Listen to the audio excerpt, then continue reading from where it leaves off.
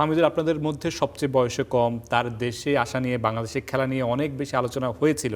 সেখান থেকে যখন সে আসছে তখন আপনাদের সাথে আসলে সে কিভাবে মিশেছে বা আপনার সাথে যখন প্রথম ইন্টারাকশনটা হয়েছে তখন আসলে কি বলেছিল মনে আছে কিনা? না, ফাহমিদুল আমাকে অনেক প্রশ্ন করতে যখন আসছে। তারপরে যখন আমরা কই গেছি, হংকংয়ে গেছি, মানে যে ক্যাম্প যেটা ছিল, তো উনি আমার সাথে অনেক হ্যাং আউট করছে।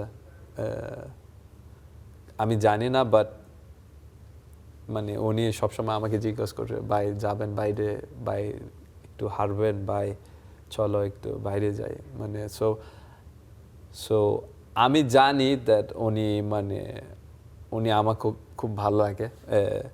আর এটা জাস্ট পজিটিভ, কারণ উনি অনেক কিউরিয়াস।